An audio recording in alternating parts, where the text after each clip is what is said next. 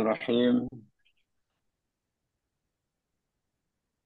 Alhamdulillahirabbil alamin. Wa bihi nasta'in ala umuri dunya waddin.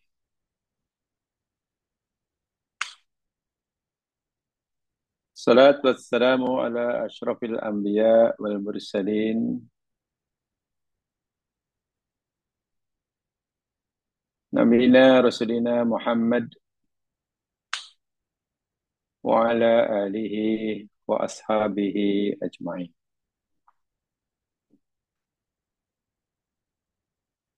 Bismillahilladzi la yadurru ma'asmihi syai'un fil ardi wa la fis sama' wa huwas sami'ul alim. Bismillahilladzi la yadurru ma'asmihi syai'un fil ardi wa la fis sama' wa huwas sami'ul alim. Bismillahilladzi la yadurru ma'asmihi syai'un fil ardi wa la fis sama' wa huwas sami'ul alim. Rabbi shrah li sadri wa yassir li amri wa hlul 'uqdatam min lisani yafqahu qawli. Amma ba'd.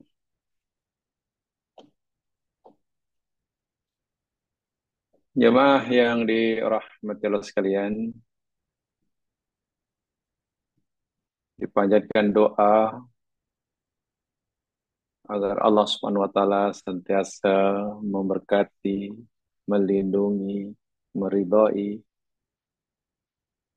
dan membimbing kita ke jalan yang diridhoinya. Mengampunkan segala kesilapan, dosa, keburukan yang terlanjur kita lakukan, dan bersedia menerima segala amal kebaikan yang dengan pertolongannya kita berjaya melakukannya, seterusnya memberikan ganjaran dan balasan sesuai dengan sifatnya asy-syakur, zat yang maha berterima kasih. Sedikit atau kecil perbuatan baik yang dilakukan oleh hambanya, tapi Allah akan membalasnya dengan ganjaran yang besar lagi banyak. Itulah Allah, zat yang mempunyai sifat asy-syakuru.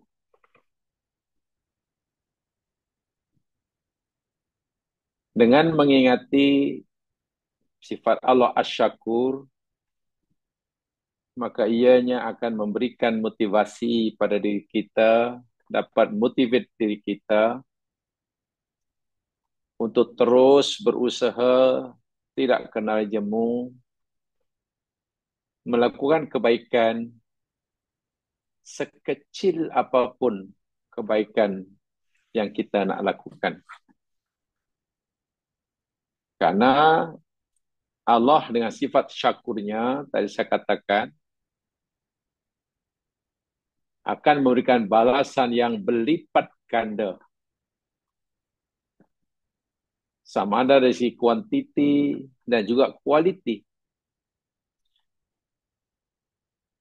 Berbanding amal yang dilakukan oleh hambanya. Jangan lupa kita pernah belajar, dan mungkin sering mendengar dalam hadis sahih,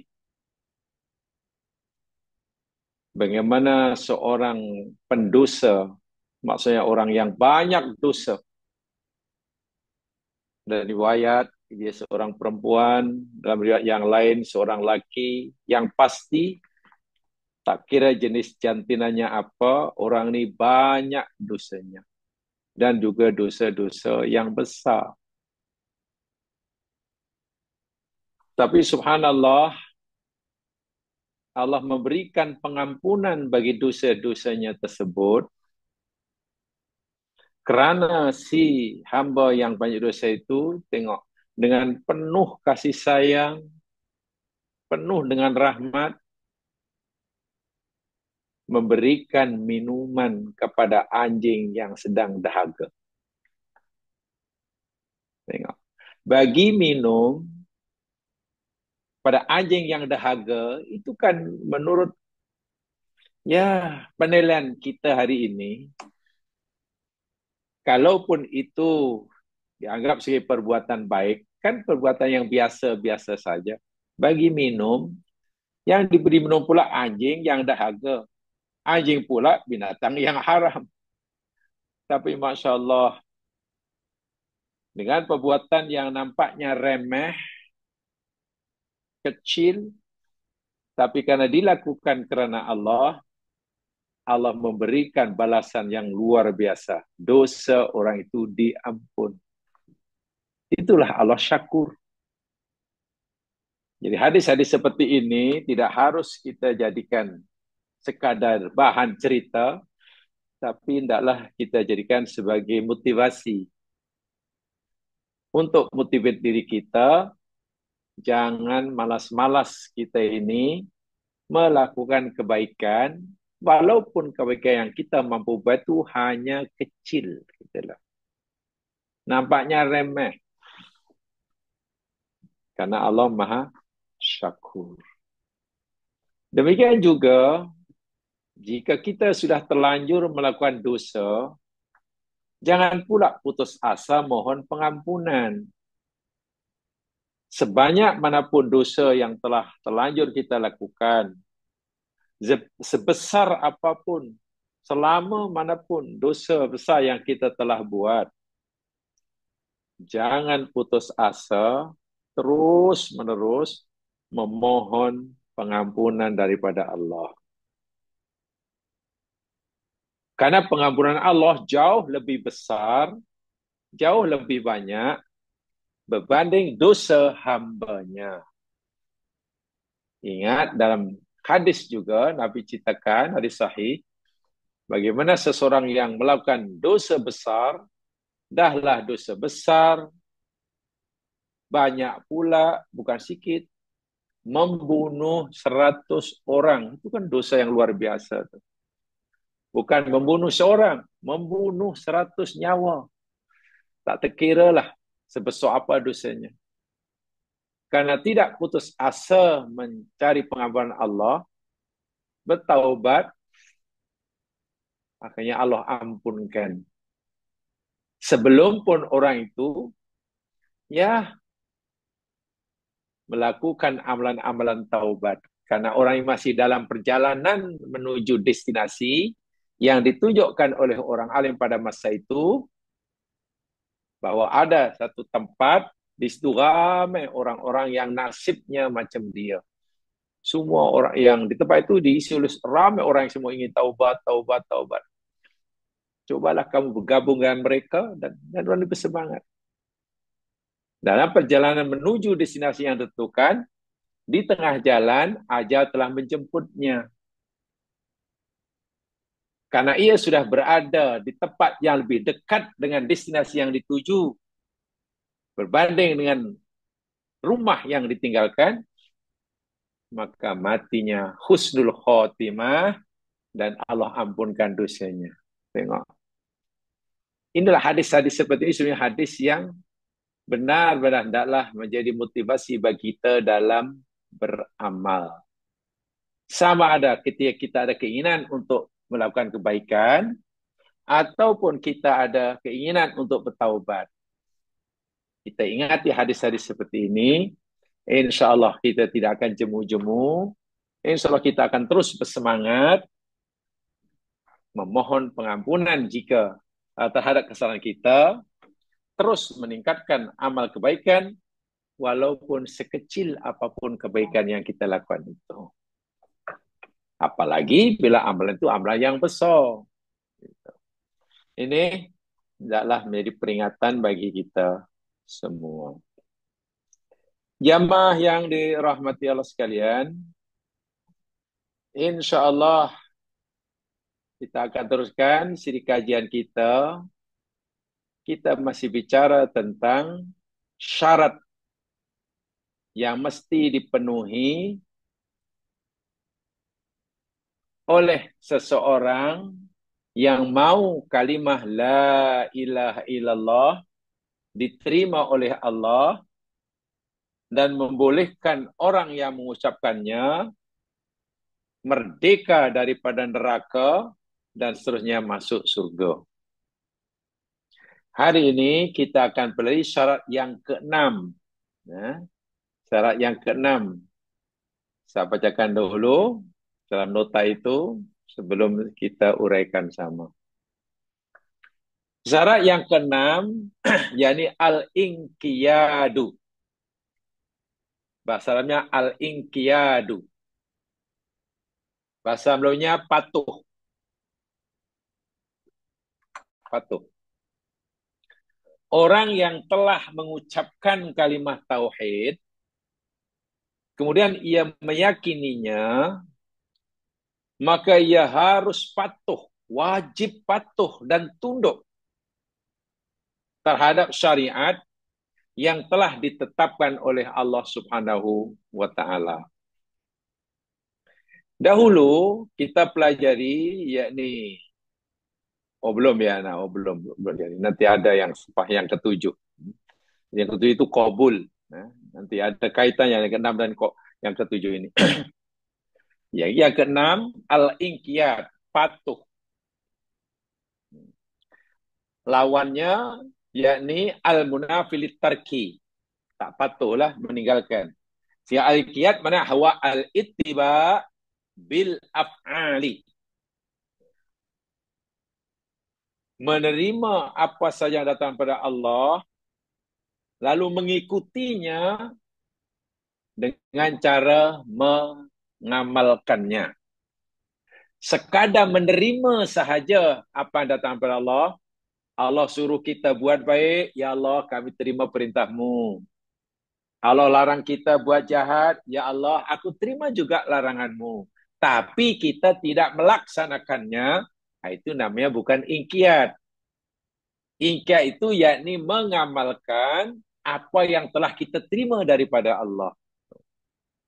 So apa saja yang Allah perintahkan pada kita, bebankan pada kita, sama sekali pertama kita tidak boleh ada rasa keberatan, kita terima 100%, kemudian kita laksanakan, kita kerjakan. Nah, itulah namanya al-inqiyad. As-sam'u wa ta'atu wa tanfid. Yakni kita dengar, kita kata, ya Allah kami dengar perintahmu. Kami terima arahanmu. Kemudian tanfid, kita laksanakan perintah tersebut. Sesuai dengan firman Allah Subhanahu wa taala di dalam surah Az-Zumar. Coba lihat surah Az-Zumar ayat yang ke-54. Surah Az-Zumar ayat 54.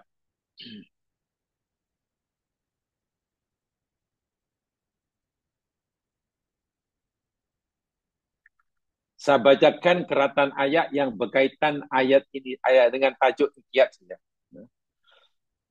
Az-Zumar ayat 54, di situ ada keratan firman Allah berbunyi, A'udzu billahi minasyaitonir rajim, wa anibu ila rabbikum wa aslimu lahu. Nah, itu saja.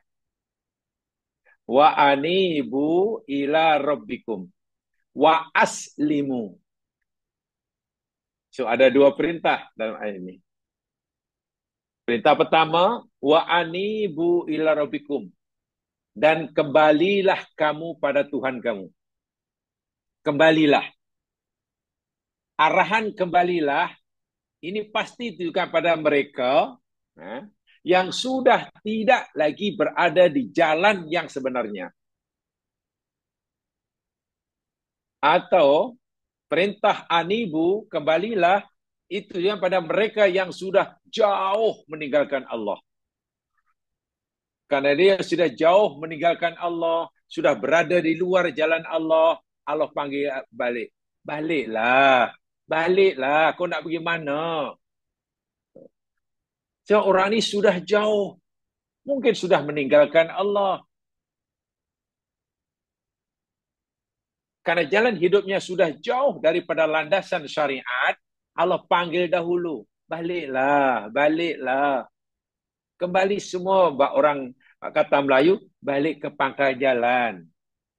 Selepas kita memenuhi perintah, melaksanakan perintah kembali, kita balik, kita tidak terus meninggalkan Allah, kita mendekatinya, kita tidak terus berada di luar jalan Allah, tapi kita masuk ke landasan yang betul, baru datang perintah kedua.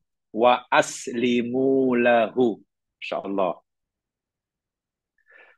Dan berserah dirilah kamu lahu baginya. Islamlah itu mana berserah diri. Tanpa syarat. Ya, total submission lah. Tak ada apa-apa syarat. Bila Allah kata, sudahlah kamu berserah daripada aku tanpa syarat. Aku suruh kamu duduk, duduklah tanpa banyak tanya.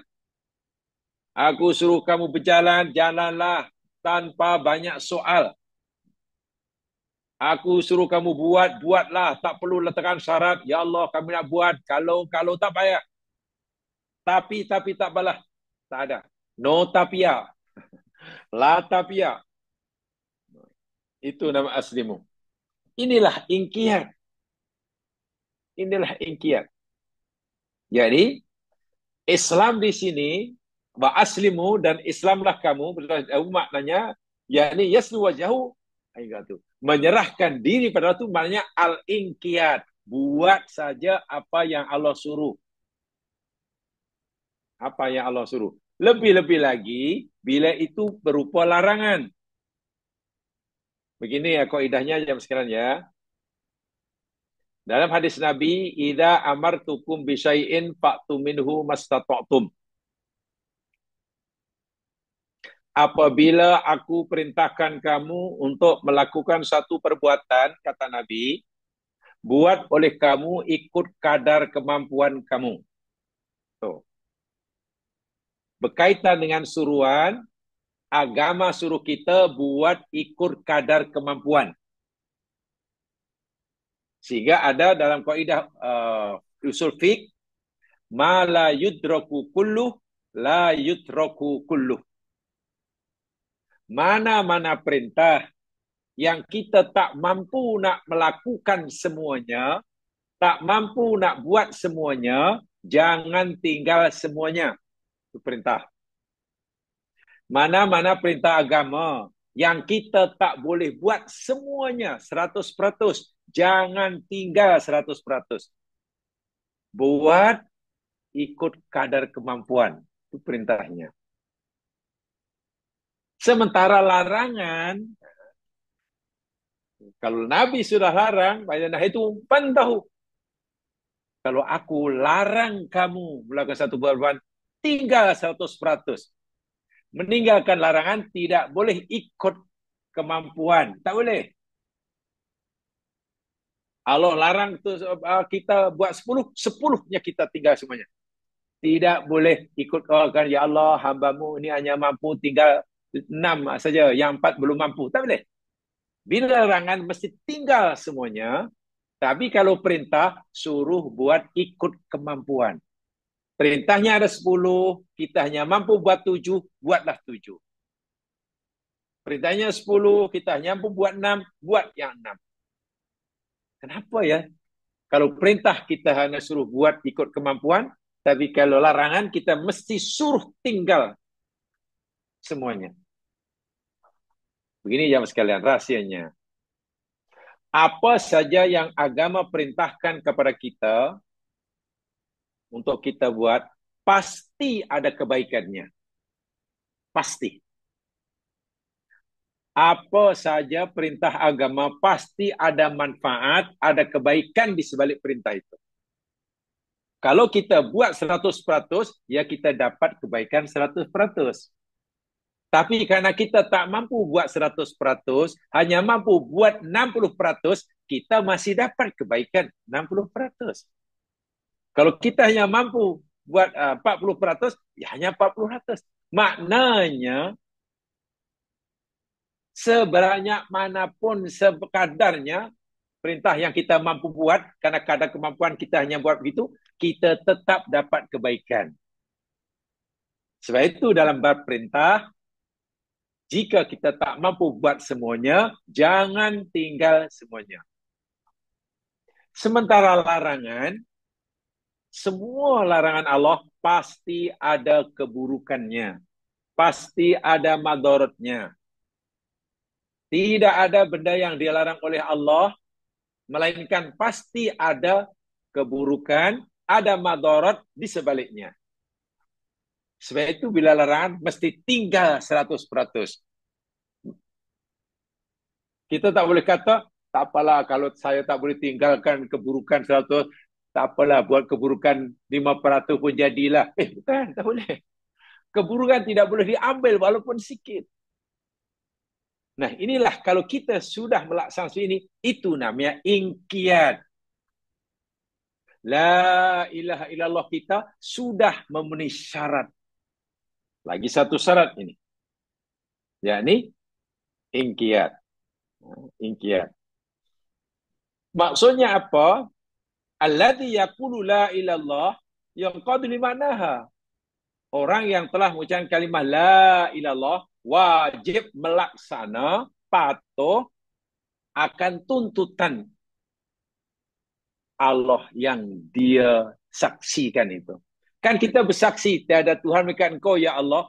Ya, kita mesti patuh atas suruhan yang datang daripadanya.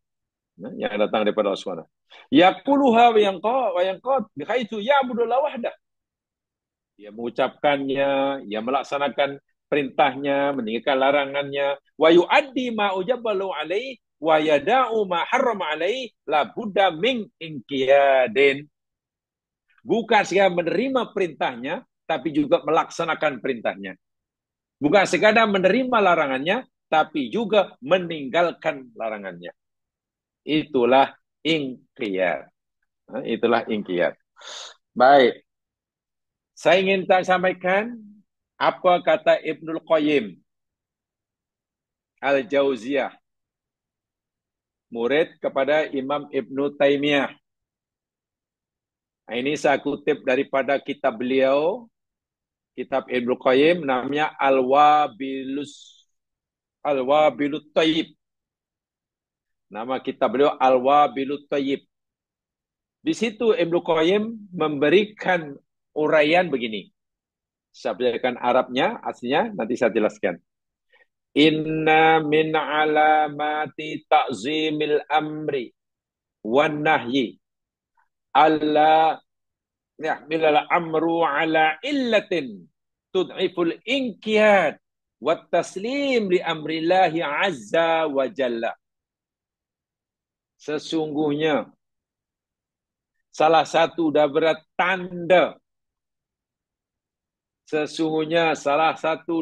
tanda seseorang itu mengagungkan perintah Allah, mengagungkan larangan Allah, sekaligus mengagungkan Allah yang melarang dan yang menyuruhnya.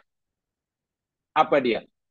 Alla yahmil amru ala illatin tudhiful inqiyad wa taslim li amrillah azza wa jalla. Orang itu tidak boleh mencari alasan apapun juga untuk mengelak daripada melakukan suruhan. Orang itu tidak boleh mencari alasan apapun untuk mengelak daripada meninggalkan larangan. Maksudnya apa? Kalau orang itu disuruh oleh Allah, dapat suruhan, dia cari macam-macam alasan untuk tidak melakukannya.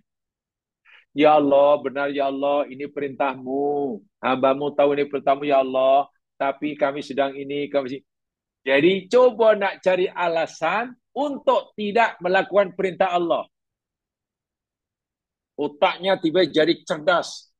Minta maaf, dalam kitab Talbisul Iblis, kalau kita tiba-tiba pandai mencari alasan, menemukan alasan untuk mengelak diri kita dari melakukan perintah, itu adalah ajaran setan. Setan yang membisikkannya. Tujuannya apa? Tujuannya kalau dia nanti tidak melakukan perintah Allah, merasa tidak berdosa atau paling tidak merasa kurang berdosa. Kenapa? Karena merasa punya alasan.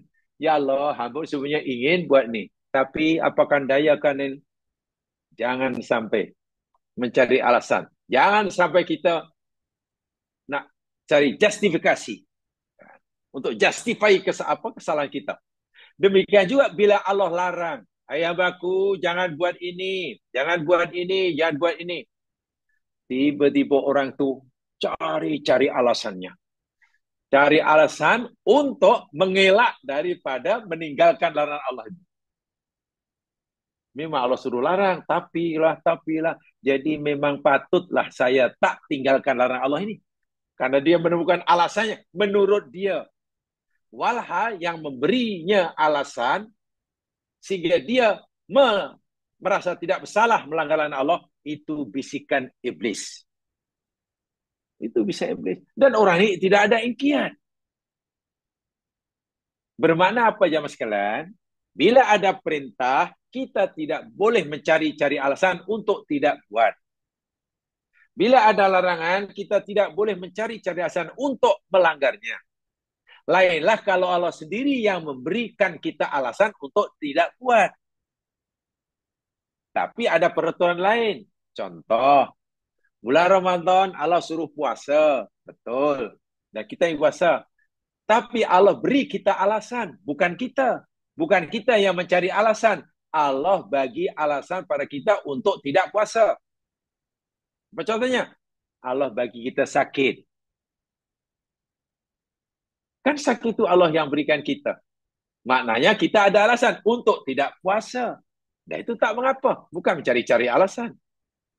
Kita sedang musafir kerana ada keperluan. Tak apa. Allah kata, tak payahlah puasa.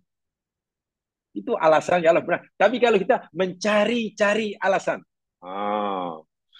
Apa contoh mencari-cari alasan? Begini.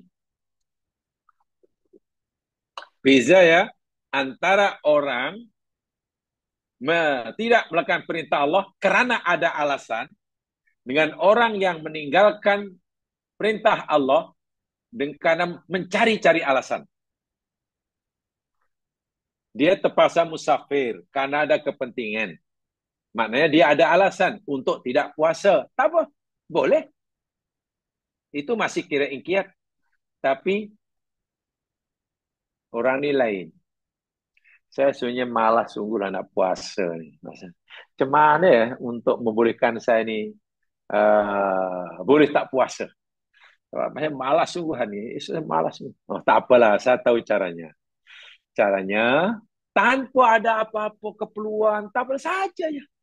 Jalan, tiba-tiba bawa start kereta, teruslah bawa kereta. Lebih kurang 80 kilometer lah. Okey lah, pergi mana lagi? Ipoh ke, pergi Melaka ke. Karena sudah jauh lah, maknanya kita boleh buka lah.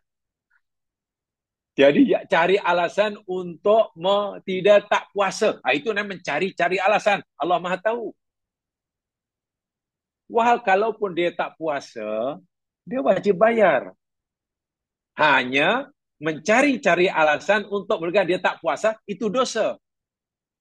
Itu dosa. Ini kata Ibnu Qayyim. Itu menunjukkan bahawa orang itu langsung tidak respect, langsung tidak hormat, langsung tidak memuliakan perintah Allah. Macam-macam alasan. Alasan masih inilah, sibuklah, alasannya belum tiba masanya lah, ini karena tuntutan kerjaya lah, masih muda lah, masih Allahu Akbar. Tak sesuai lah tempat seperti ini kalau saya ikut syariah, tak sesuai lah tempat ini kalau saya ikut peraturan agama. Alasan apa ke benda lah. Ini dosa besar je mas kamu. La ilaha illallah kita cacat. La ilaha kita cacat. Saya tu Ibu Qayyim kata, tak boleh.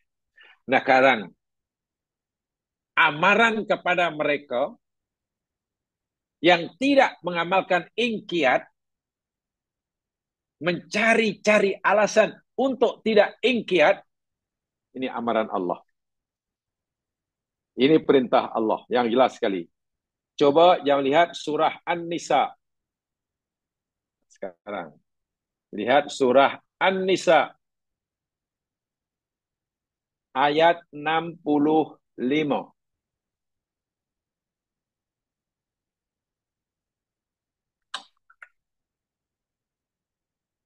An-Nisa ayat 65.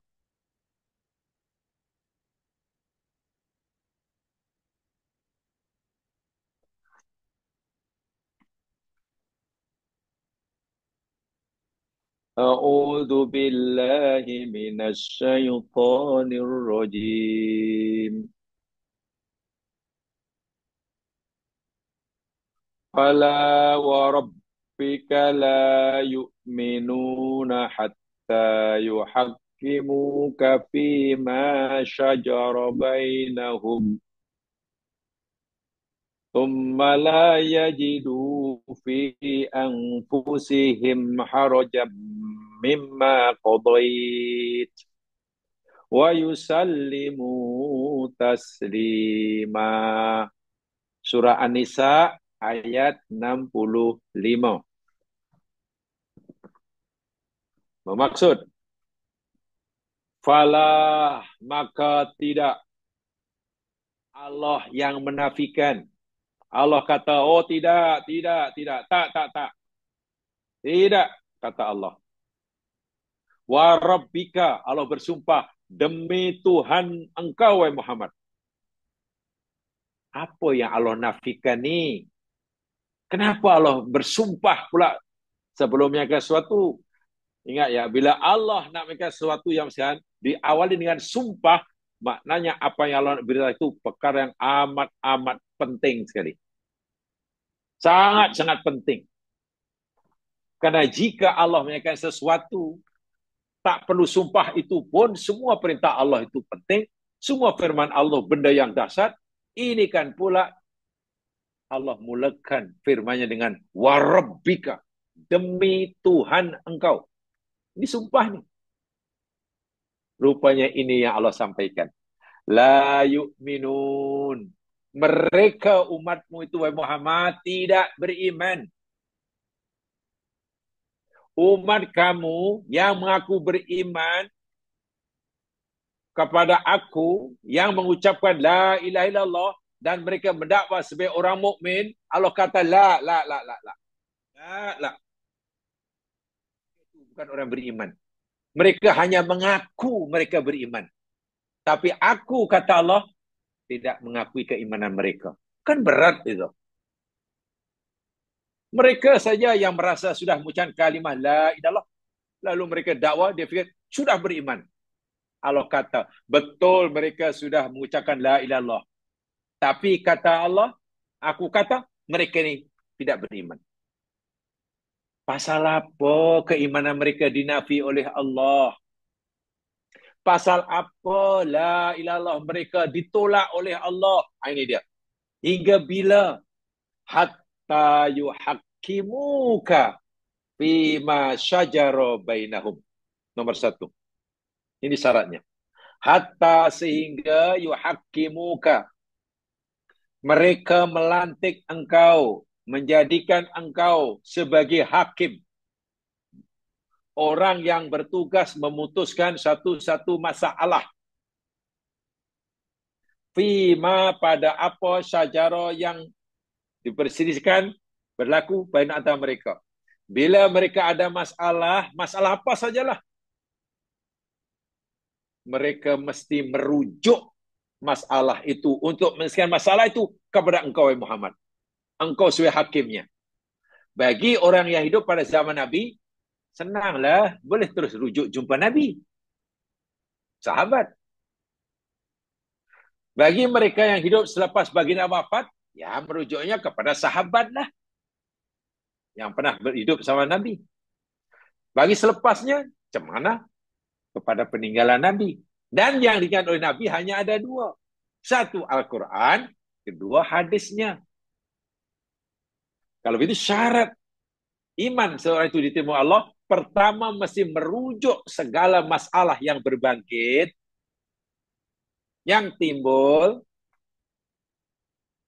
tanya kepada Nabi. Lantik Nabi jadi hakimnya. Karena Nabi sudah wafat, hakimnya yakni Quran dan hadis lah. Ini menurut Al-Quran betul kita betul. Betul. Oh, kalau betul, jalanlah. Ini sebetulnya cara kita bekerja seperti ini nih, gaya hidup kita ini sebenarnya menepati hadis Nabi atau tidak? Oh tidak, ya tinggallah.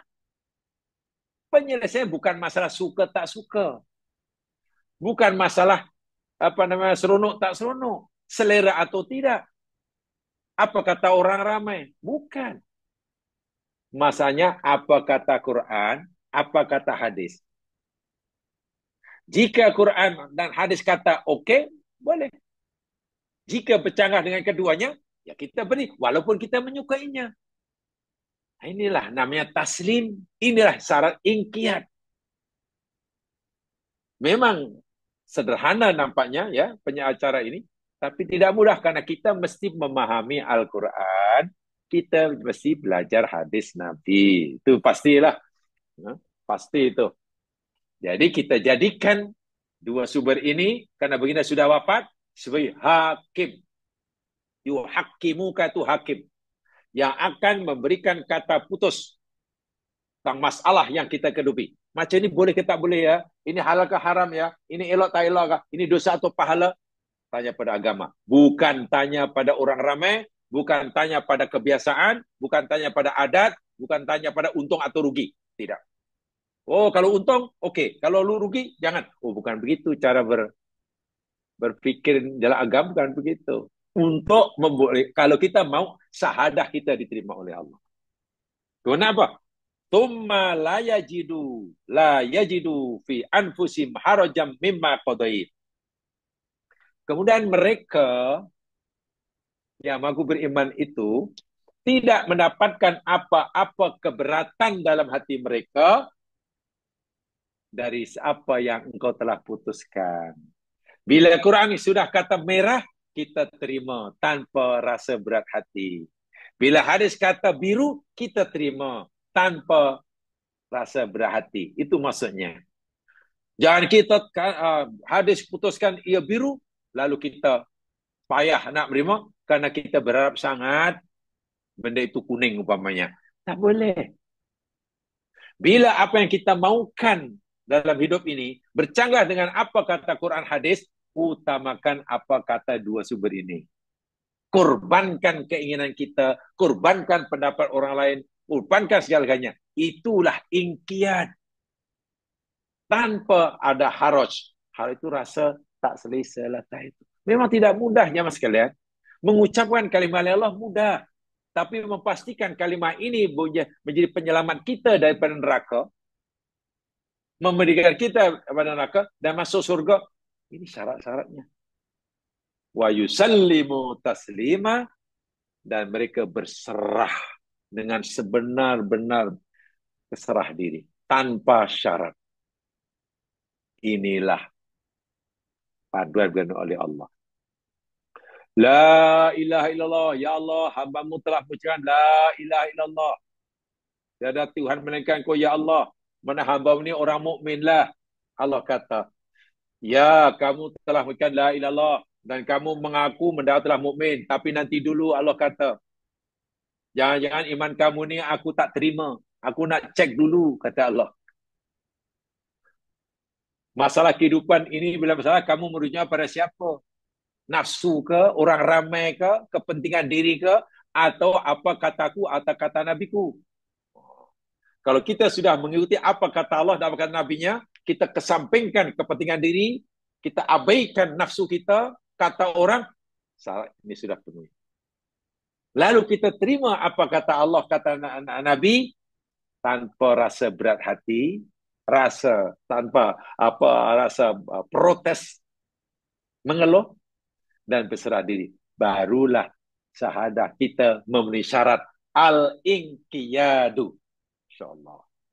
Al-inqiyad. Sami'na wa ta'na. Patuh tanpa syarat. Tanpa syarat. Jamaah yang dirahmati Allah sekalian, di dalam hadis sahih, hadis ini riwayat Imam Al-Bukhari. Contoh ingkiat yang pernah dilakukan oleh sahabat Nabi. Bila datang saya perintah, mereka tidak mencari alasan untuk meninggalkan suruhan, untuk tangguh-tangguh melakukannya. Ketika Allah turunkan firman-Nya berkaitan dengan haramnya arak, karena arak ini diharamkan oleh Allah secara berperingkat-peringkat ya. Mula-mula Allah hanya memberitahu bahwa daripada buah anggur dan tamar itu ada rezeki yang baik. Itu bukan rezeki yang baik. Dan padanya boleh kamu jadikan sesuatu yang memabukkan. Itu ayat pertama cerita tentang arak. Waktu itu arak belum haram. Allah hanya memberitahu bahwa dalam anggur, buah anggur dan tamar ini sesuatu yang kamu boleh menjadikan sesuatu yang memabukkan. Jadi arak maksudnya. Arak belum haram waktu itu. Kemudian turun ayat lagi. Ada orang tanya tentang arak. Allah turunkan ayatnya. Oh, arak itu yakni ada padanya manfaat dan madarat. Madarat dan manfaatnya. Tapi madaratnya lebih besar daripada manfaatnya. Allah belum haramkan. Allah hanya beritahu bahwa arak itu ada manfaat dan ada madaratnya. Tapi madaratnya lebih besar. Dengan turunnya ayat itu, ramai sahabat yang masih minum arak. Peringkat ketiga, ada orang solat. Dia solat. Kemudian masa solat itu, bacaannya tak betul. Ada riwayat mengatakan baca surah Al-Kafirun tapi terbalik-balik. Qul ya ayyuhal kafirun la a'budu ma ta'budun. Kan gitu kan? Wala antum a'bidun ma'bud. Tapi bacanya Qul ya ayyuhal kafirun a'budu ma ta'budun. Wa antum a'bidun ma'bud. Terjemahnya, wahai orang kafir, aku sembah apa yang kamu sembah. Kamu pun menyembah apa yang aku sembah. Ya kan kacau itu. Pasal apa? Mabuk. Waktu itu Pak Imam masih mabuk. Karena marak belum haram. Sahabat sudah mulai gelisah. Macam mana ni Allah. Lalu turun ayat. Jangan dekati solat ketika kamu dalam keadaan mabuk. Sehingga kamu tahu apa yang kamu baca. Ayat ketiga turun tentang arak. Bukan diharamkannya arak.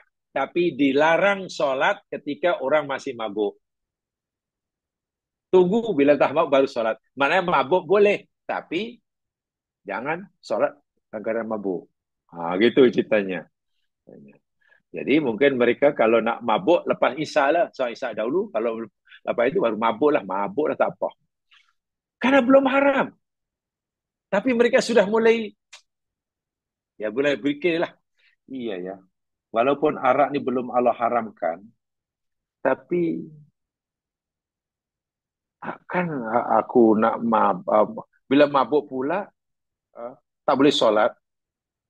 Tapi takkan kita mabuk dulu atau solat dulu baru mabuk. Lalu apa maknanya? Suatu hari ada satu peristiwa.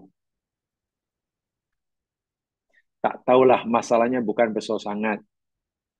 Tapi karena yang terlibat kes ini orang sedang tak waras, sedang mabuk. Antara muhajirin dan ansor, sedikit ada salah faham lalu gaduh. Gaduh. Nah, bila gaduh salinglah bukan sekadar mengata tapi memukul. Memukulnya bukan dengan kayu, dengan kasut. Orang Arab ni bila gaduh-gaduh je, pukul dengan kasut. Ya, tanpa mereka sedari, mereka sedang mabuk. Dan dia pukul-mukul sesama saudara Muslim. Bayangkan. Sesama Muslim, Ansar, Muhajirin Muslim. Tapi gaduh hingga peringkat mukul-memukul. Puncanya, mungkin masanya kecil saja. Tapi disebabkan mabuk, tak sedar. Akhirnya Umar bin Khattab lah dalam satu riwayat jumpa Nabi lalu tanya kepada Rasul, "Ya Rasulullah, kenapa arak ni agaknya tidak diharamkan ya? Sedang madaratnya besar sekali. Hari itu kami gaduh, mabuk punya pasal." Jadi sahabat pun sudah mulai mengharapkan arak ini diharamkan oleh Allah. Karena selagi Allah belum haramkan, ya sahabat akan meminumnya lah, karena memang tidak haram. Nah, peringkat macam itu ya misalkan Allah pun turunkan ayat yang ke-90 Al-Maidah. Coba. Nah, ini yang saya nak jelaskan di mana ingkiatnya. Al-Maidah ayat 90.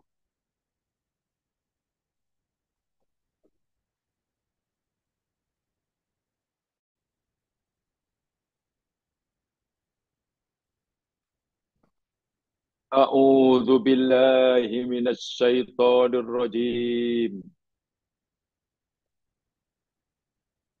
Ya ayyuhalladzina amanu. Wahai orang-orang yang beriman. Innamal khamru, hanya senya arak itu. Innama, hanya senya. Atau terjemahan yang tepat tapi panjang lah. Terjemahan Melayu yang tepat tapi agak panjang. Innama itu maknanya sesungguhnya, semata-mata, lain tidak, hanyalah. Nah, itu terjemahan yang tepat dalam bahasa Melayu. Tapi panjang sangat. Sesungguhnya, semata-mata, lain tidak, hanyalah arak, wal maisiru, dan judi, wal ansobu, dan patung-patung, berhala-berhala, wal azlamu, dan tenung nasib, yakni alat yang digunakan pakai untuk tilik nasib. Rijsun min amalis syaiton. Semua itu adalah kotoran.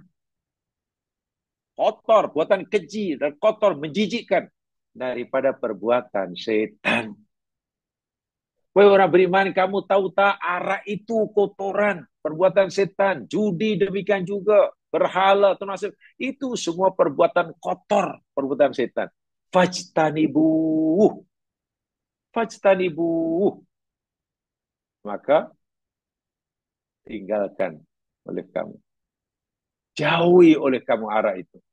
La'allakum tuflihun, supaya kamu berjaya. Tengok. Inilah ayat yang menjadi kata putus. Arak haram.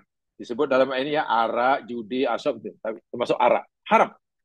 Tahu tak jamaah sekalian? Ketika ayat ini turun, atau sebelum ayat ini turun, beberapa ketika sebelum ayat ini turun, kata Anas bin Malik ya, yang mereka hadis ini namanya Anas bin Malik, membantu Rasulullah selama 10 tahun. Dalam kitab Bukhari. Apa kata Anas? Kuntu saqiyal qaumi fi manzili Abi Talhah. Masa itu, aku, kata Anas bin Malik, bukan sembarang, bukan calang-calang sahabat nih, Anas bin Malik. Aku sedang menjadi apa ya? Ya pelayan lah. Apa tuh? Pelayan kerjanya apa? Pelayan minuman tetamu itu apa namanya? Pelayan yang kerjanya menghidang minuman, bukan makanan. Apa? Apa bahasa Melayu? Apa tuh namanya tuh? Bahasa Melayu dipanggil saki ya. Ya pelayan lah. Pelayan minuman. Waktu itu kata Anas, aku sedang melayan, lagi minum kepada tetamu-tamu di rumah Abu Talhah. Rasa kasonya, waktu itu sedang berlaku satu majlis bersukaria, majlis makan-makan, minum-minum. Dan yang diminum itu arak. Allahu Akbar walillahilham. Minum arak. Siapa pelayannya yang suka tuang? Anas bin Malik. Ya karena belum diharamkan. Belum haram. Jadi tak apa lah. Tak lama kemudian. Allahu Akbar. Turun ayat ini. Al-Ma'idah ayat 90. Allah beritahu sunya arak, judi, sebagai kotoran syaitan. Tinggalkan. Jauh kamu tinggalkan. Dengar saja ayat ini. Sampai ke telinga mereka yang sedang berpesta minuman arak ini. Di rumah Abu Talhah. Pelayannya adalah Anas bin Malik. Kana khomruhum yauma idil fadih. Sedangkan masa itu arak yang mereka simpan di rumah Abu Talhah ini pada masuk fadih, maknanya melimpah-limpah. Araknya bukan hanya satu jug, bukan hanya satu gelas, ya mungkin satu tong lah atau dua tong lah, bukan baldi lagi lah, masih pakai tong lagi lah. Banyak sungguh stok araknya. Soalnya ayat ini turun, lalu Nabi SAW, karena ayat itu turun pada Nabi, Nabi terus melantik utusan. Melantik mubalik-mubalik. Mubalik yakni orang yang ditugas oleh Nabi untuk menyampaikan ayat itu, memberitahu pada orang ramai. Karena masa itu mana ada handphone. Kalau ada handphone senang lah. Masa itu belum ada loudspeaker. Kalau masjid ada loudspeaker senang lah. Umum aja kat menara masjid, semua orang dengar. Jadi Nabi lantik, fulan-fulan tolong sampaikan ini ke seluruh Madinah. Pergi ke rumah orang, di jalan ke di kampung di pasar, beritahu mulai saat ini arak haram. Bukan hanya mabuk, arak haram. Sebelumnya mabuk boleh, tapi yang tak boleh mabuk solat ketika mabuk. Nabi suruhlah munadian yunadi. Lantik beberapa orang sahabat untuk sebarkan ini agar diketahui oleh seluruh rakyat Madinah. Round lah mau balik ini sana sini. Lalu dia kata, ala innal khamra qad hurrimat. Wahai tuan-tuan, puan-puan, sesungguhnya arak telah diharamkan mula saat ini. Di jalan kata itu, jumpa orang kata itu, di pasar, semualah. Dan yang mendengar itu, adalah sampaikan pada yang lain yang belum dengar. Begitulah. Ya, jadi viral sekali mata. Setiap orang Muslim di mana waktu, semua jadi pendakwah. Yang dilihat oleh Nabi sampai pada B, C, D. Lalu B, C, D sampai pada orang lain. Begitulah. Sehingga dalam masa yang singkat, seluruh orang mukmin Madinah tahu bahwa Allah telah mengharamkan arak. Begitu ya. Lalu apa? Faqala li Abu Talhah, termasuklah telah mengetahui haramnya arak ini Abu Talhah, tuan rumah yang buat pesta minum itu. Abu Talhah suatu rumah tahu. Anas bin Malik, oh rupanya haram. Arahan Abu Talhah, tuan punya rumah, kepada Anas bin Malik, ketua pelayannya, dan yang lain. Apa kata Abu Talhah? Ukhruj. Anas, keluar rumah. Fakhrajtu faharaktuha. Aku pun keluar dari rumah Abu Talhah, dibantu oleh kawan-kawan lain, bawa tong-tong arak yang belum sempat diminum. Simpanan-simpanan arak yang belum sempat dinikmati. Bawa keluar semua. Pindahkan keluar. Faharaktuha. Lalu aku tuangkan. Tuang. Di jalan-jalan, di parit, Sehingga ada riwayat mengatakan, nah ini bahasa balaghah mungkin, nak tunjukkan dahsyatnya, parit-parit Madinah banjir arak waktu. Karena semua yang punya simpanan arak yang bukan sedikit, buang semuanya. Tak ada yang, tak apalah simpan dululah ya 1 tong. Mana tahu esok masih ada ingin lagi. Kan baru ini haram. Jadi kita tinggalkan ikut kemampuan lah. Nak tinggalkan janganlah sekaligus tinggalkan. Ya mesti ya perlahan-lahan lah, takes time lah, makan masa jugalah. Takkan hari haram terus kita tinggalkan. Tunggulah. Rasa-rasa 2 bulan ke boleh lah. Tak, sahabat tak begitu. Bila larangan mesti tinggal waktu itu. 100%. Dibuang semua, dituang semua. Banjir jalan Madinah. Parit Madinah. Fajarat fisik kakil Madinah. Tengok. Parit. Saliran-saliran di tepi jalan Madinah. Banjir dengan arak. Faqala ba'dul qaum. Arak yang disimpan semua telah dibuang. Mereka dah tak fikir lidah. Takutnya luar biasa. Karena Allah sudah haramkan. Sebelumnya, dia minum karena belum haram. Tak menunggu. Nantilah, nantilah. Ini namanya ingkiat. Datang aja larangan terus. Karena mereka tak nak la ilaha illallah yang mereka ucapkan itu ditolak oleh Allah. Allah sendiri memberitahu kita. Tadi dalam ayat kita baca tadi. Walaupun kamu dah ucapkan la ilaha illallah, walaupun kamu sudah mengaku mukmin, tapi Allah kata, tidak, belum, kamu bukan orang mukmin. Selagi kamu belum, nih, sami nawak ta'na tadi. Cari-cari alasan untuk untuk membolehkan dia langgar larangan Allah. Cari-cari alasan untuk membolehkan dia tinggal perintah Allah. Itu bukan orang mukmin. Walaupun dia merasa bersalah tinggalkan perintah, tapi sekarang kurang rasa bersalah. Waliyadzubillah. Lalu masa itu karena semua arak sudah dituang, tak ada yang simpan. Jangan nak minum, menyimpan pun tak ada. Licin rumah dah tak ada daripada arak. Lalu ada sebagian mereka itu menyesal tak sudah, takut luar biasa. Karena rasa penyesalan, rasa takut, karena selama ini mungkin perutnya sudah penuh dengan arak. Badannya sudah gemuk besar. Pun juga karena minum arak. Mereka berkata, Qad kutila qaumun wahya fi butunihim. Hai binasalah mereka. Mungkin termasuk kita. Yang perut-perut mereka sudah pernah dipenuhi oleh arak. Arak diharamkan oleh Allah. Sedangkan badan kita ini penuh dengan arak. Cukup lama kita minum arak.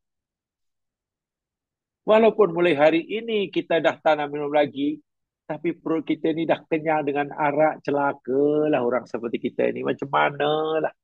Terbayang tu jamaah sekalian, kebusukan, kejahatan, kekejian arak yang masih mungkin tersimpan dalam perutnya, mungkin sudah sebati dengan darah dan dagingnya. Begitu rasa takut sahabat. Lalu Allah menenangkan jiwa mereka yang masih gelisah karena sudah terlanjur banyak minum, walaupun dia sudah berhenti selepas diharamkan. Allah turunkan surah Al-Ma'idah juga tadi sambungannya, ayat yang ke-93. Tadi Al-Ma'idah 90. Sekarang Al-Ma'idah 93 selepasnya. Inilah jawaban Allah terhadap kegelisahan orang-orang mukmin yang merasa perutnya masih penuh dengan arak, yang merasa darah dan dagingnya, setiap sel tubuh dalam tubuhnya mengandungi arak karena sudah lama dia mabuk, hari-hari minum. Allah turunkan ayat ini.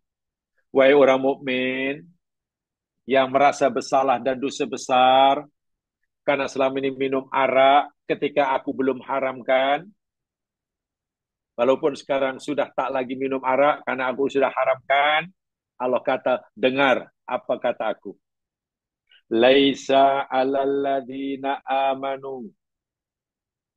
Laisa tidaklah 'alal ladzina ke atas orang-orang yang amanu beriman, wa amilus solihat dan mereka beramal soleh, tak ada apa? Junahun. Tak ada kesalahan, tak ada dosa, sikit pun tak ada. Tidak ada kesalahan, tidak ada dosa atas orang yang beriman dan telah beramal soleh fima ta'imu, dari sebab apa yang mereka telah makan. Dahulu makan benda-benda yang masuk, katalah semasa musyrik, macam-macam yang masuk dalam perut mereka. Tak ada yang haram, semuanya halal.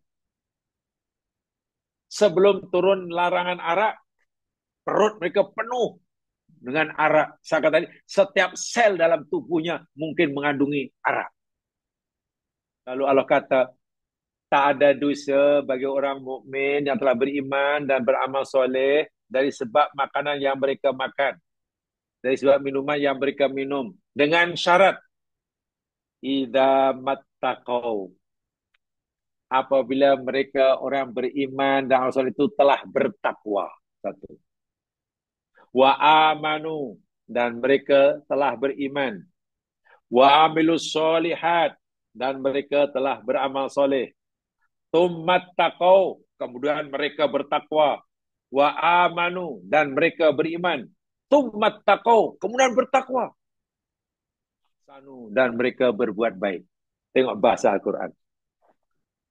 Mereka bertakwa, kemudian bertakwa, kemudian bertakwa. Mana maksudnya? Maksudnya ketakwaan mereka makin meningkat. Bulan ini mereka bertakwa. Bulan depan ketakwaan mereka meningkat. Dan berikutnya ketakwaan mereka meningkat. Bulan ini mereka beriman. Bulan depan keimanan mereka meningkat. Bulan selepasnya meningkat. Itu maksudnya. Orang yang beriman dan beramal soleh, apabila dia telah bertakwa dan ketakwanya makin meningkat, beriman dan imannya makin meningkat, kuna ahsanu, berbuat baik. Allah kata apa? Tak ada dosa. Walaupun dalam perutnya mungkin masih ada saki bagi arak. Mungkin arak yang telah lama mereka minum itu sudah sebati dengan darahnya. Tak apa. Tak kira. Allah kata tak dosa. Tak dosa. Barulah hati orang mukmin lega waktu itu. Wallahu yuhibbul muhsinin, dan Allah suka orang berbuat baik. Yang saya nak sampaikan berkaitan dengan poin ke-6, saya ke-6 ingkiat. Tengok. Orang yang asyik minum arak karena itu minuman yang belum diharamkan, mereka pula suka. Mereka punya simpanan stok arak yang tidak sedikit. Begitu ada ayat yang mengharamkannya telah turun, mereka terus tinggalkan sama sekali. Wata mereka penuh arak, bahkan dibuang, dituang semua simpanan arak.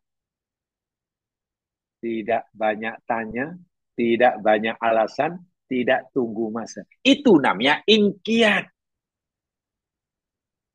Yang menjadi syarat ke-6 bagi diterima dan sahnya kalimat La ilaha illallah. Sekarang mari kita jadikan ini cermin untuk diri kita.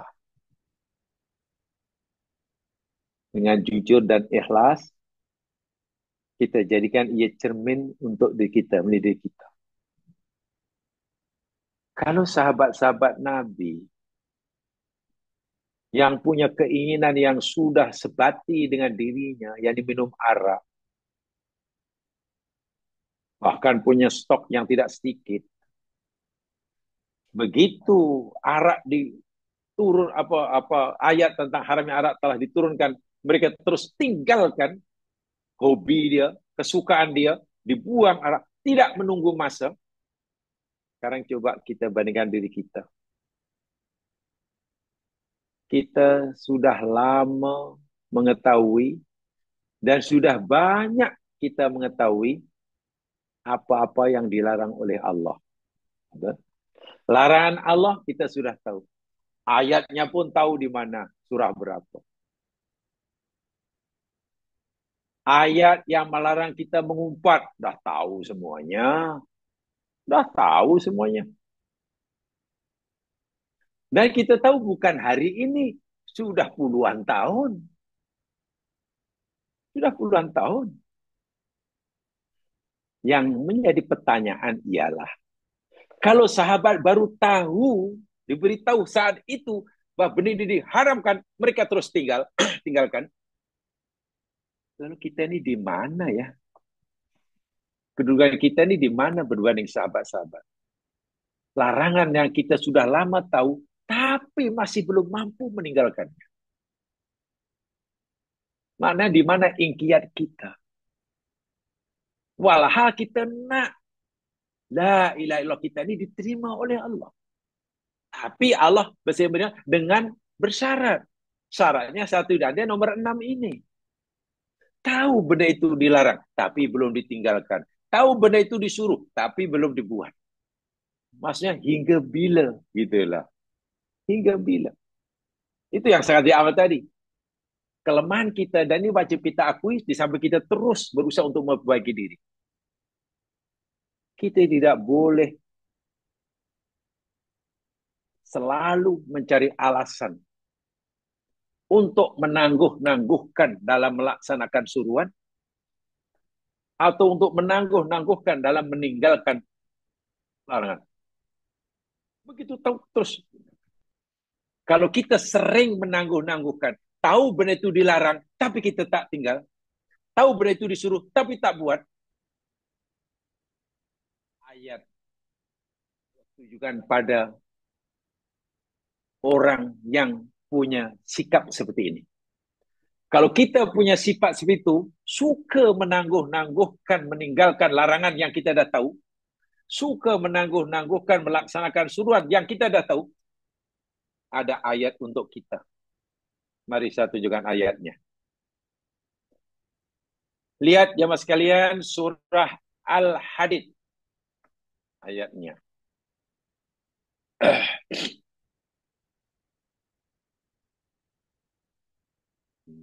Surah Al-Hadid. Surah yang ke-57. Ayat yang ke-16. Ini ayatnya.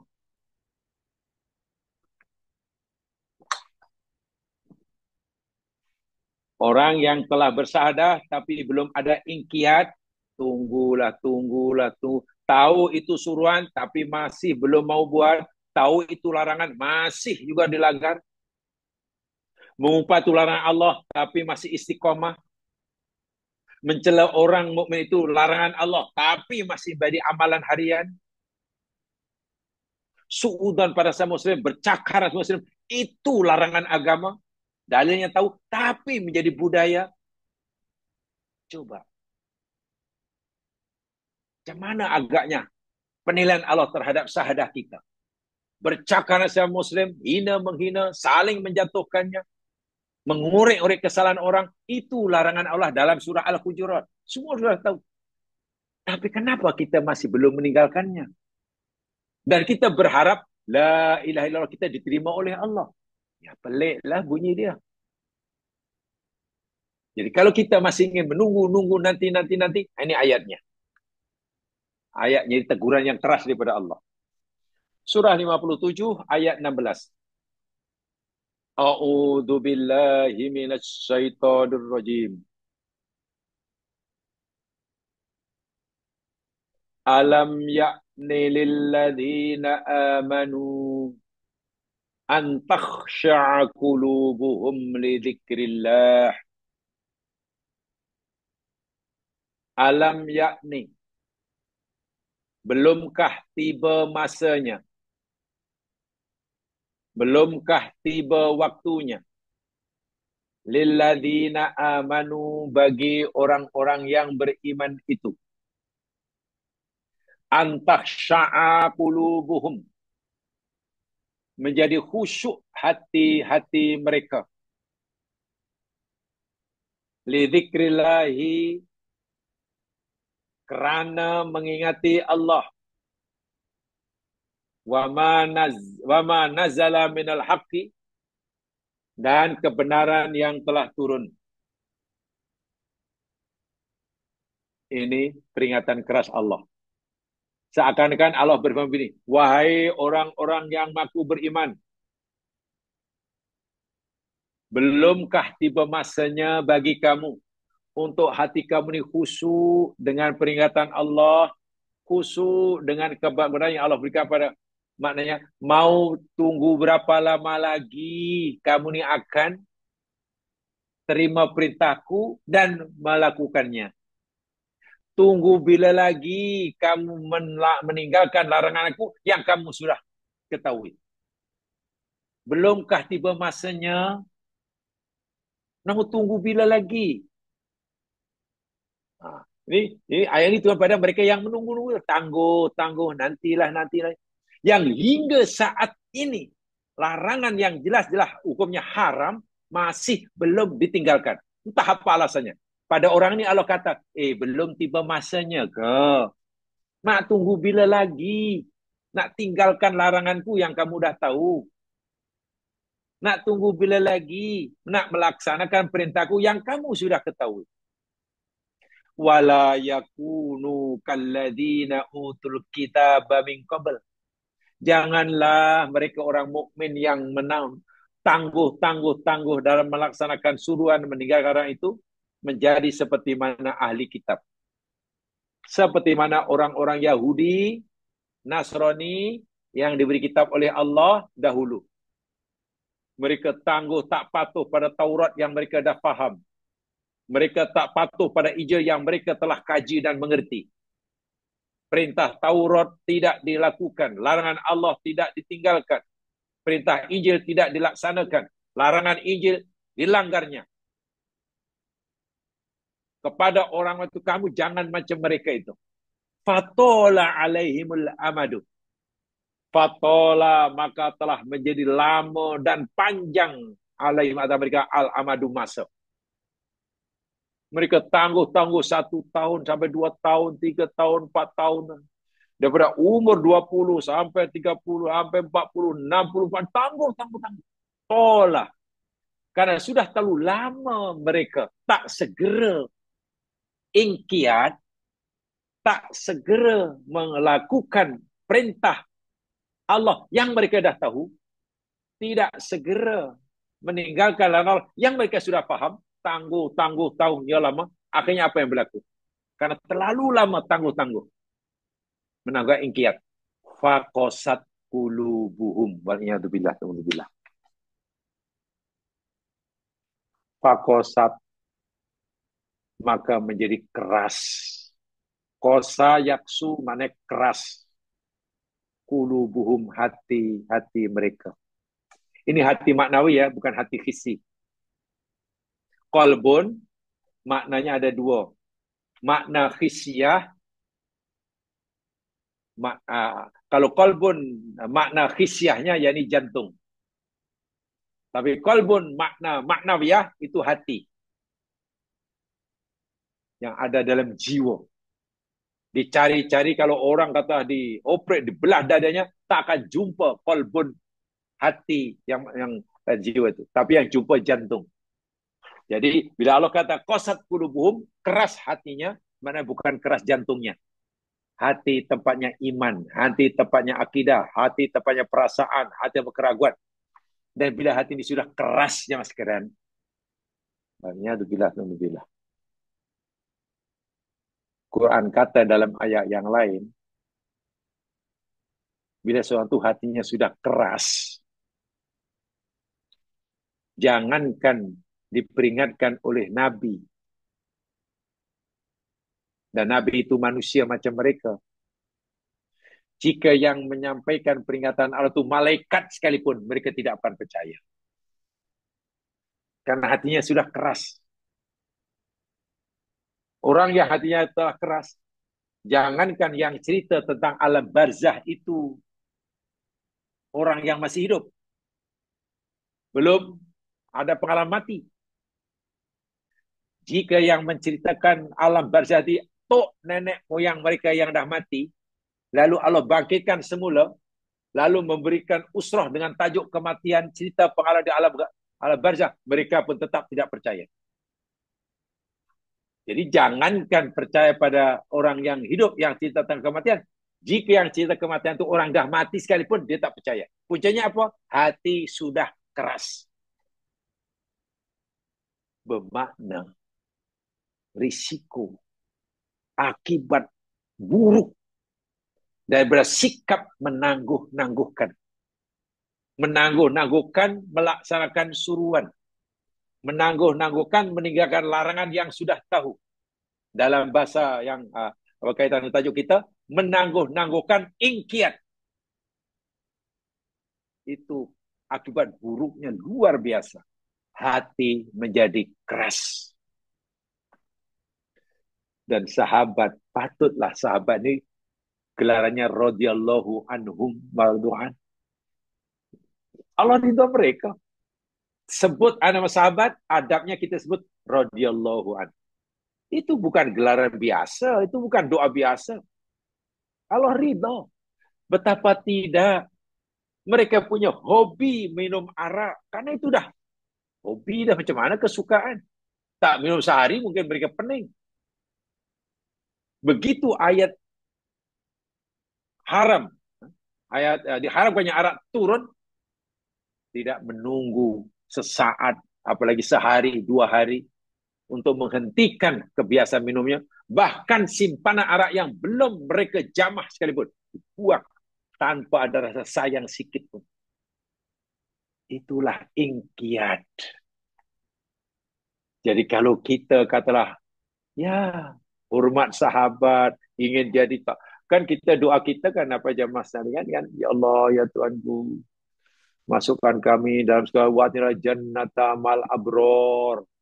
Ya Allah, masukkan kami dalam surga bersama orang-orang baik. Minan nabiyyin, wasiddiqin, wasuhada, wasolihin. Ya, itu doa kita. Memang disuruh. Masukkan kami ya Allah dalam surgamu bersama para nabi, siddiqin, anbiya, apa namanya, suhada, solihin, sahabat-sahabat nabi lah. Doa memang disuruh, tapi doa tanpa disertai dengan amal yang nyata, ya hanya angan-angan. Yaitu saya katakan Nabi dalam kaidah usul fikih dinyatakan ida apa nak ma la yudraku kullu la yudraku kullu. Sesuatu perintah yang kita tidak mampu melakukan semuanya, jangan tinggalkan semuanya. Itu kalau perintah. Nabi buat itu, sahabat buat itu, banyaknya lah. Ya, kita buatlah ikut yang mampu. Tak mampu buat 10, buat 5. Tak mampu buat 6, buat 3. Itu perintah. Tapi larangan lain. Bila itu larangan, kita mesti tinggalkan semuanya. Kalau larangan itu ada 10, 10 kita tinggalkan. Walaupun mungkin larangan itu hobi kita. Dan masanya tak boleh tangguh-tangguh.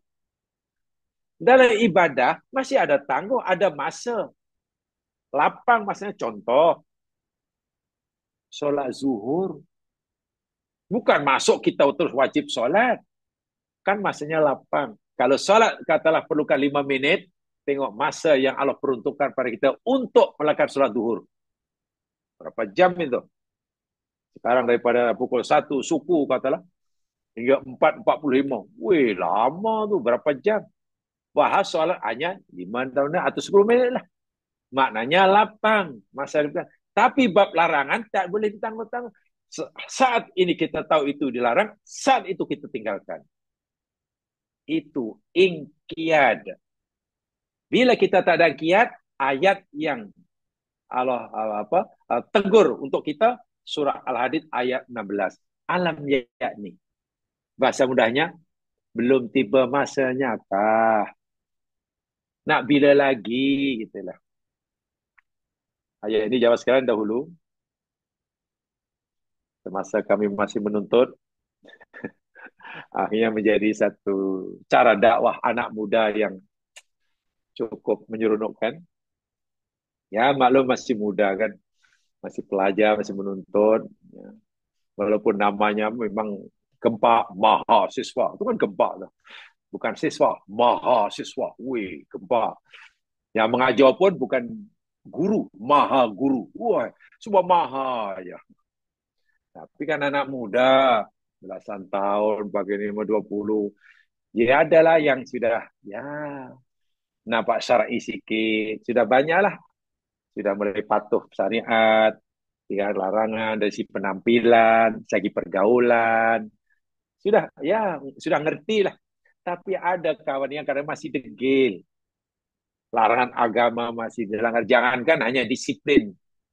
Apa sekolah, disiplin, universiti, peraturan universiti, peraturan agama pun dilanggar, masih lalu, pergaulan masih bebas, masih ini.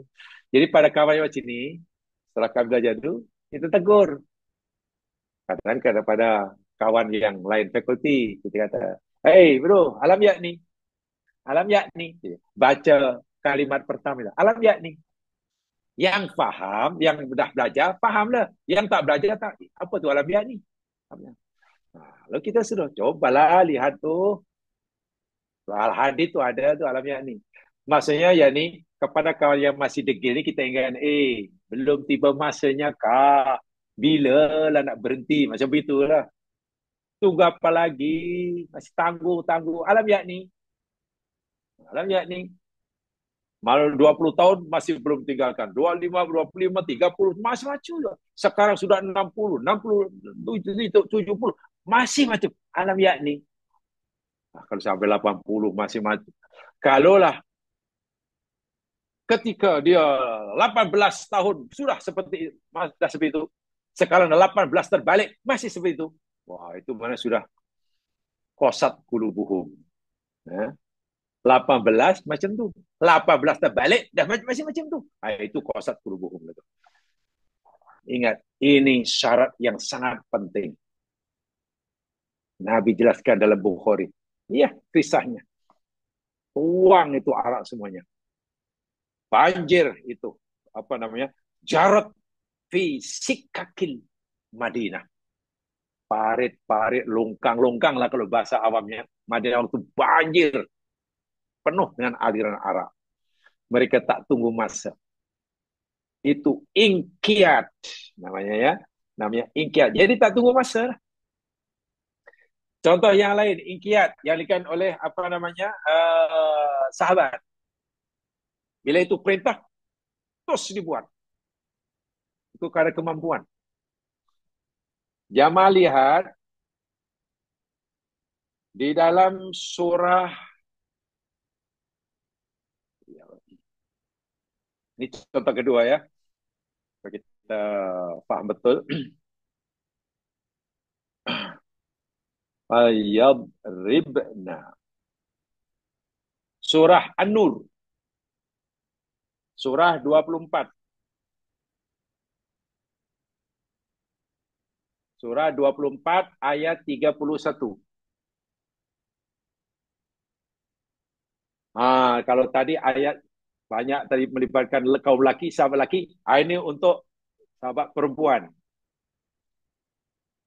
Surah An-Nur, surah 24, ayat 31. Ayat panjang tapi saya baca yang berkaitan saja. Ayatnya kan panjang. Wa kullul mu'minati yaghdudna min absarihinna wa yaqadna furujahunna wa la yubdina zinatahunna illa ma dhahara minha, gitu ya. Nah, ini ayat dia. Wal yadribna bi khumurihinna ala juyubihinna. Itu aja, ada lain. Wal yadribna bi khumurihinna ala juyubihinna. Saya tidak jelaskan semua karena ayat yang berkaitan dengan tajuk kita ini saja. Wal yadribna bi khumurihinna ala juyubihinna. An-Nur ayat yang ke-31. Apa maksudnya?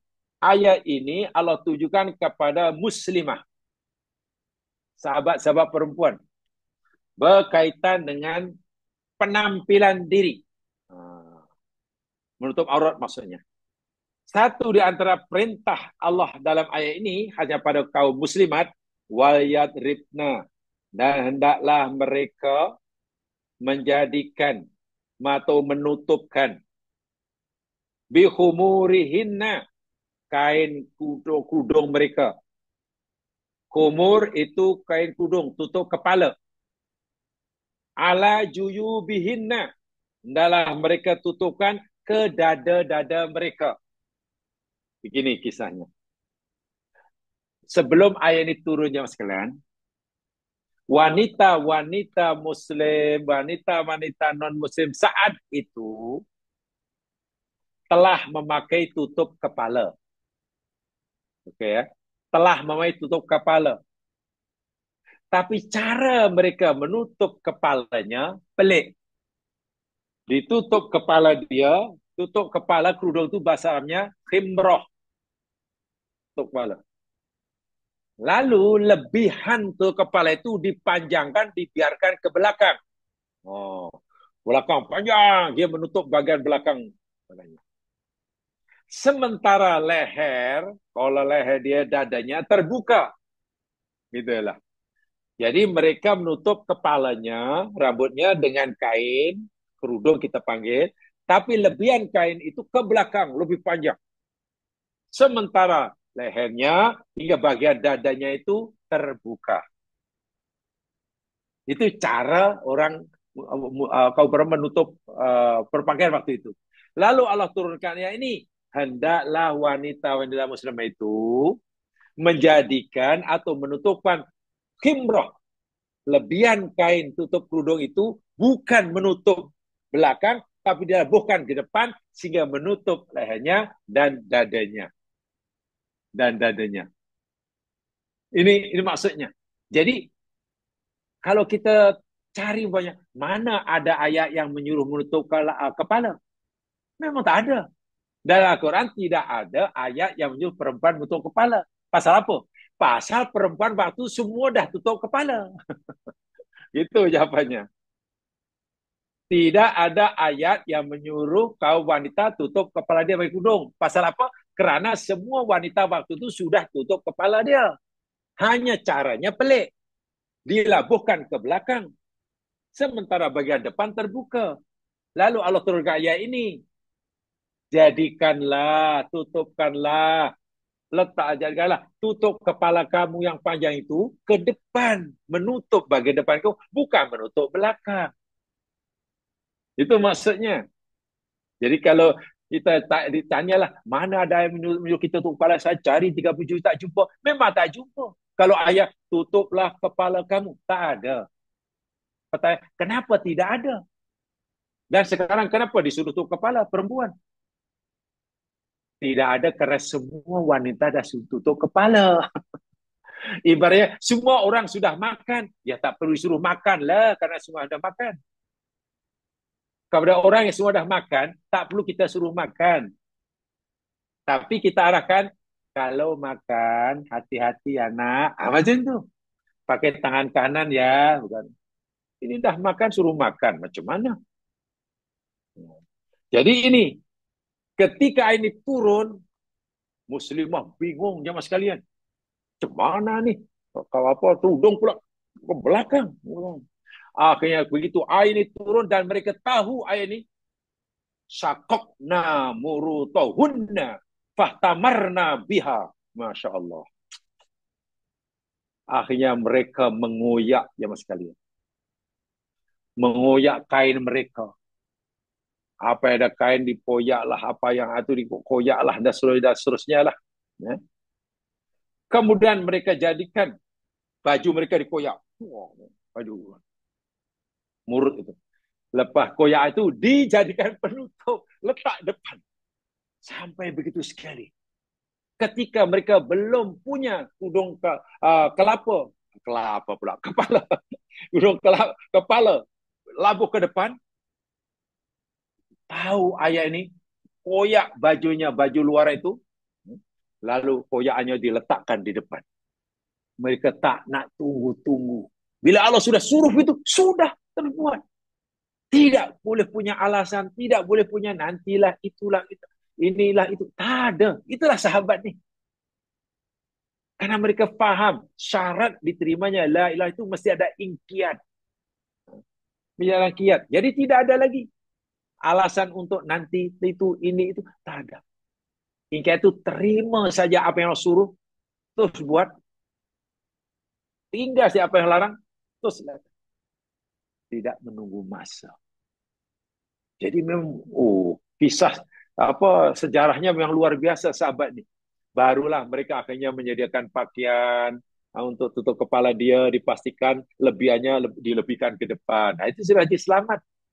Ya, selamat. Sebelumnya tidak, banyak. Minta maaf ya, kadang-kadang kita pun pelik juga ya. Kadang-kadang ada lah pengantin, minta maaf saya terus terang ini karena benda yang hak. Pengantin perempuan pakainya bukan main cantik, banyak kainnya labuh, tapi tudung kepala labuh, tapi dilabung ke belakang sampai yang tak tahu berapa meter yang ke belakang tu. Terpaksa dibawa oleh 4 budak-budak tu. Sampai begitu sekali ni pakaian apa ke benda lah. Itu dah tak boleh dalam Islam, salah itu. Salah.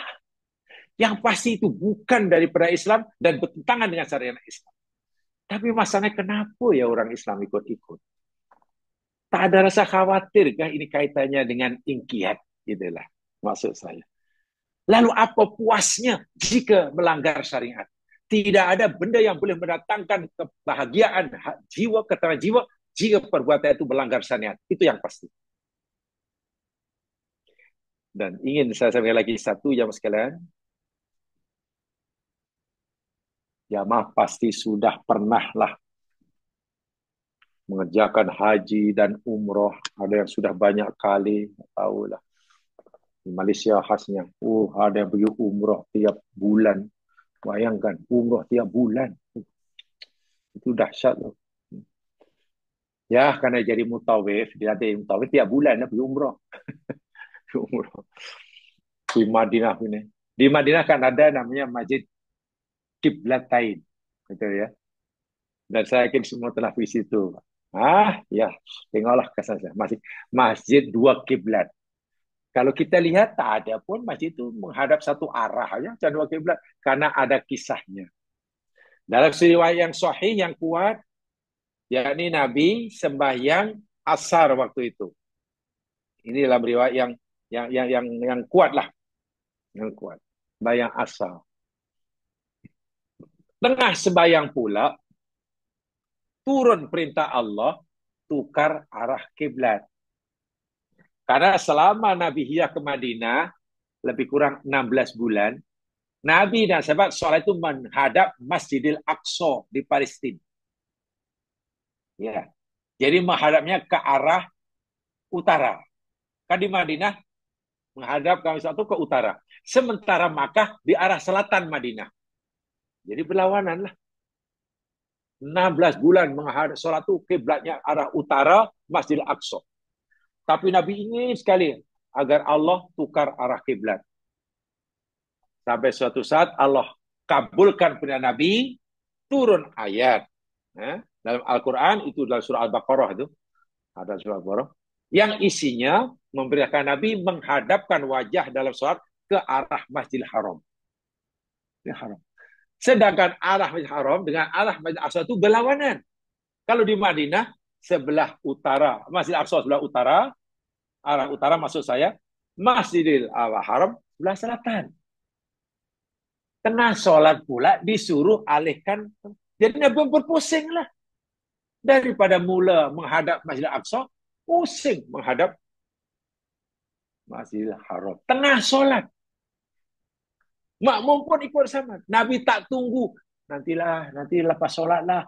Sholat berikutnya. Waktu itu, yang sahih, sholat asar. Nabi tak tunggu sholat asar habiskan dulu. Nanti yang menghadap Masjidil Haramnya, sholat maghrib tak ada. Saat itu juga. Bayangkan. Tidak menunggu lagi karena Allah sudah suruh terus buat. Walaupun tengah sholat.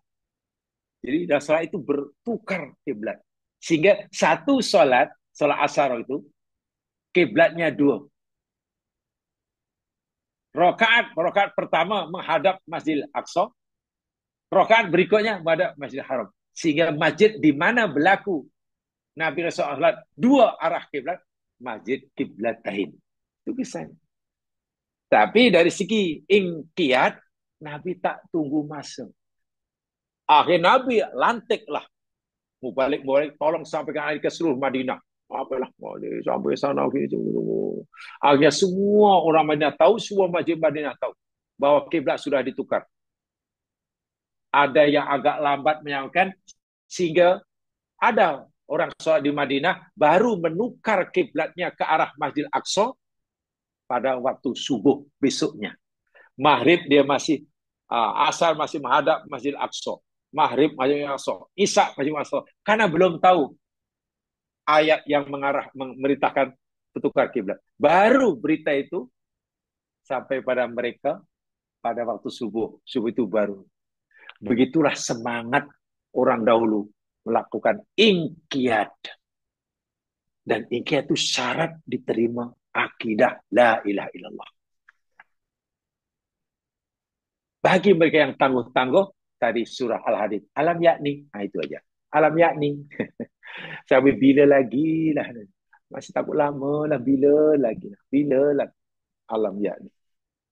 Banyak yang masih contoh-contoh dalam Al-Quran, contoh dalam hadis Nabi. Yang ini banyak sangat lah. Banyak sangat. InsyaAllah nanti kita akan perdalam lagi. Akan menyambung hal berikutnya. Barangkali itu yang sempat disampaikan malam hari ini. Mudah-mudahan Allah Subhanahu wa taala sentiasa memberkati kita, memberikan kita kekuatan mampu melaksana segala suruhan Allah tanpa banyak alasan, tanpa tunda-tunda. Moga Allah beri kita kemampuan meninggalkan segala larangannya tanpa tunda-tunda, tanpa tangguh-tangguh, tanpa alasan itu. Karena inqiyad adalah salah satu syarat daripada 8 syarat diterimanya, diakuinya kalimat la ilaha illallah. Selain kita maklum, kalimat la ilaha illallah, kalimat tauhid, kalimat satu-satunya. Bila diterima oleh Allah, boleh menyelamatkan orang yang mengucapkannya, bebas, merdeka daripada neraka, dan layak masuk surga. Masya Allah. Itulah kejayaan yang terbesar. Fauzul azim, kata Quran. Kejayaan yang paling agung. Siapapun orangnya di dunia. Orang susah, kesenang, kaya, miskin, tinggal di mana. Asal syahadah diterima, tempatnya surga. Sebaliknya, siapapun itu di dunia, mau kaya, mau miskin, mau pandai, mau tidak, mau senang, mau susah, tapi kalau syahadahnya ditolak oleh Allah, apalagi tak ada syahadah, neraka tempatnya. Wa'iyadzubillah. Mudah-mudahanlah Allah sentiasa membantu membimbing kita ke jalan yang diridhoinya dan menjadi hamba Allah yang sebenar-benarnya. Itu saya jemaah sekalian. Kurang lebihnya mohon dimaafkan. Masuk dengan bacaan tasbih farah dan surah Wal-Asr. Subhanakallahumma wa bihamdika asyhadu an la ilaha illa anta astaghfiruka wa atubu ilaik. A'udzu billahi minasyaitonir rajim. Wal 'ashr. Innal insana lafi khusr illa alladziina aamanu wa 'amilus shalihaat wa tawashaw bil haqq wa tawashaw bis sabr. Assalamualaikum warahmatullahi wabarakatuh. Waalaikumsalam warahmatullahi wabarakatuh. Waalaikumsalam. Azmi, terima kasih.